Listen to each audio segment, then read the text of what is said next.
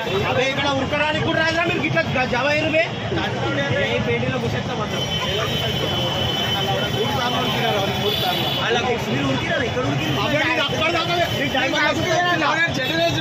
Medical सर्वात येत का हा पोहतात पेटून मजा दोन तीन सुद्धा आहे. माझा स्टाफ आहे. मी लोकांचे आभार मानण्याकरता घराच्या बाहेर आम्ही सगळे उमेदवार फिरतो आणि त्याला आमदार महेश चौगलेचा मुलगा आमच्या घरात येऊन मुलांना धमक्या देऊन आणि गाड्यांच्या काचा फोडून माझ्या घराच्या काचा दगडफेक केलेला आहे. त्याच्यावरती आमदार मारलेला आहे. पोलीस कोण त्यांचा होता त्यांनी रिव्हॉल्वर दाखवले, छातीवर रिव्हॉल्वर ठेवले. माझ्या दोन मुलांना आता दुसरीच्या माझ्या कार्यकर्ते आहेत त्याच्यावर चाकूचा हल्ला केलेला आहे. ते आता सिरियस आहेत आणि हे जो ढोकले आहे जो सिनियर आहे तो मला लाड्या गोड्या लावतो, तुम्ही इथे आमच्यावर लाठीचार्ज करतो.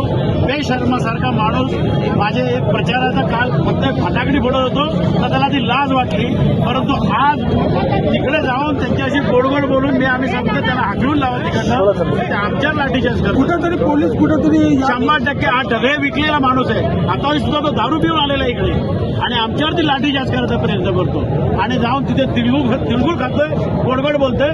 आमच्या मुलांचा जीव नाही आहे का? अरे प्रशासन जर तुम्हाला नसेल वाटत असेल ना सोडून द्या, गोळ्या डायरेक्ट घाला ना, आम्ही तयार आहोत. हे अशा हिजड्याची जिंदगी आम्हाला जगायची नाहीये.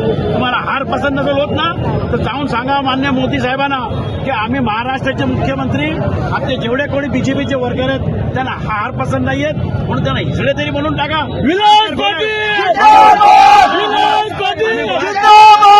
पण हे काय हार पसंत नाही.